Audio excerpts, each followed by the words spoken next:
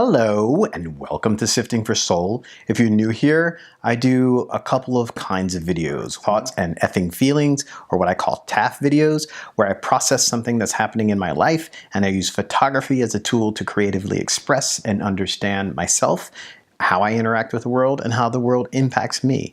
And the other video is actually using photography techniques, factoring in the concepts that I've talked about in the TAF videos and using it as a tool to understand myself better. In this particular video, I'm not quite going to give you photography techniques with the camera.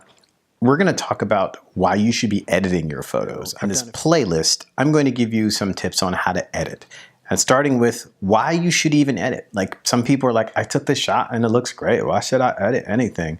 So other people get really upset and they're like, oh, well, that's cheating. You're cheating. They feel like you're taking an image that the camera captured exactly what was there and you're modifying it. Of course, it's predicated on the fallacious assumption that the camera captured exactly what was there. Cameras are tools, and digital cameras don't capture everything. They only capture a certain amount of bytes of data, and they have limitations, and depending on the lighting and the lens and the sensor size and the ISO and the aperture and the shutter speed and the skill and ability of the photographer, you can get a drastically different image that is not at all representative of the scene. And so I'm gonna help demystify some of the misconceptions about editing. And in this particular video, the first one in the playlist, I'm going to give you 5 solid reasons that you should be editing. I mean, I don't want to tell you what to do, but you should be editing your photos. I'm just saying. As always, let's get it.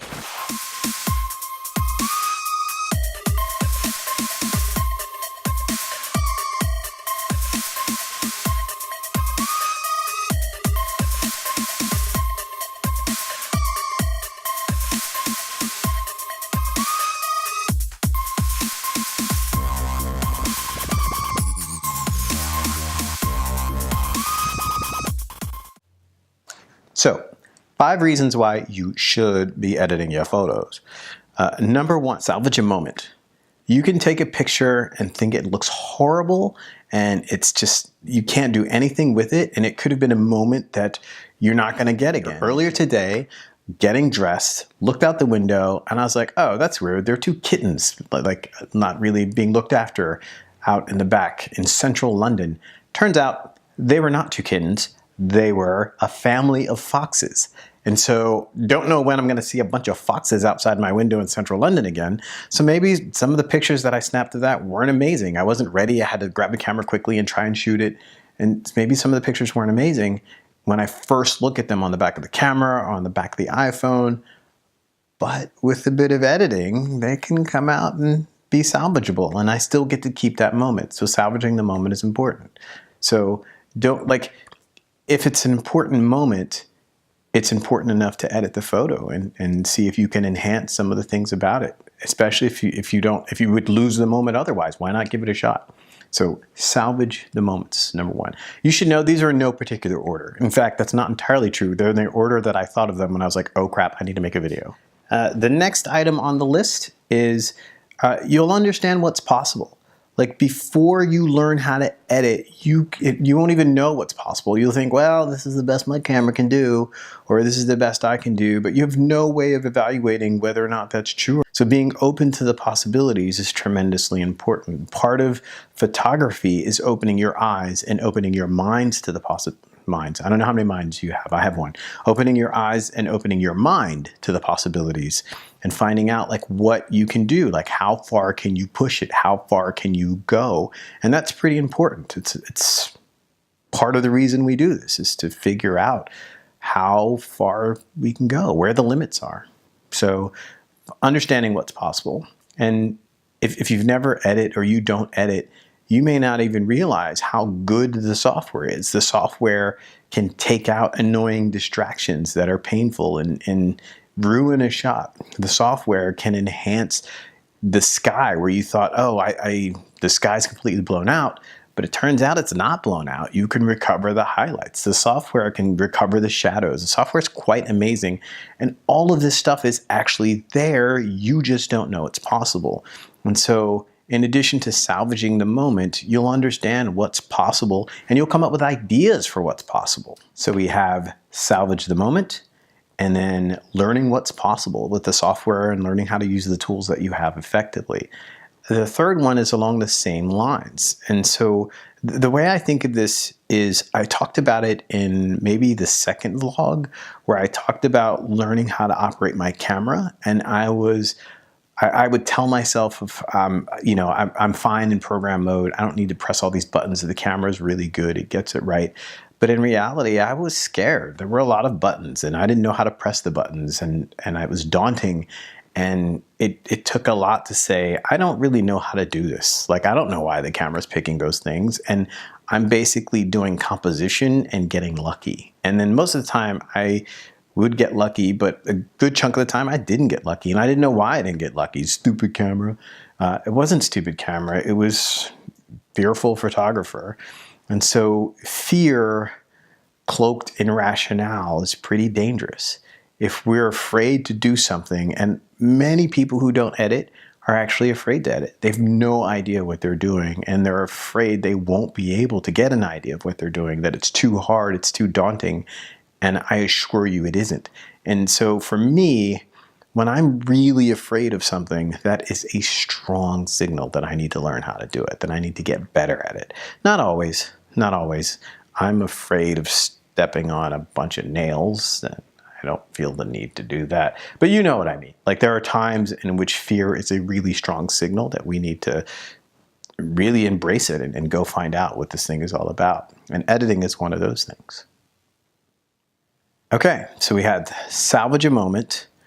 We had ideas for what's possible. I haven't changed my finger counting. We had salvage a moment. We had ideas for what's possible. We had fear cloaked as rationale is dangerous, and we should pay attention to that signal and figure out how to embrace certain kinds of fears and grow. And then that's 3. So number 4 is it's art, and you will enjoy shaping it. In the same way that we decorate our homes, that people decorate their faces with makeup, that we decorate our bodies with clothing and earrings and, other body rings if you're into that. Now, I'm not judging, you do you. But like, we decorate our bodies and we decorate our surroundings and we decorate and enhance features of ourselves. We dye our hair, we get crazy haircuts. It's fun and we enjoy it. And hopefully we're not trying to deny parts of ourselves, but in fact enhance parts that we already like. And editing a photo is very, very similar. There are beautiful parts of the image, and in the same way we do composition, we can also enhance the colors and we can enhance the shadows. It's art. We are shaping it, and simply using one tool to shape it. I mean, can you imagine if you only painted with one color? Or if you only watched a story with one character? I mean, sometimes that's okay, but it should be done intentionally, not because we don't know how to add other characters. And so editing is a way of enhancing what's there, adding other characters. You can go crazy with editing, and you can add things that aren't there, or you can take away things that are distracting you. It's art. Shape it. It should make you feel something, and that's a good thing. All right, so that's 4. I've got one more for you. This one, the order on this one is on purpose. It's not simply the order that I wrote it down on my iPad. Learning how to edit will make you a better photographer. There's lots of ways that this is true. For me, the way this manifested is it takes a long time to correct a photo. It takes a long time to take out something that's distracting. So when I take a picture now, when I'm setting up my composition, I am scanning the surroundings. I am noticing distracting things before I ever click the button. It takes a long time to deal with a slightly soft photo or not so slightly soft photo because I got the aperture wrong. I don't have enough depth of field because I was moving a little bit and I can't handhold at that shutter speed. So I check the EXIF information to see where am I likely to have problems. I'm gonna have problems because of that ambulance in the background, but that's cool. I don't care, that ain't for me.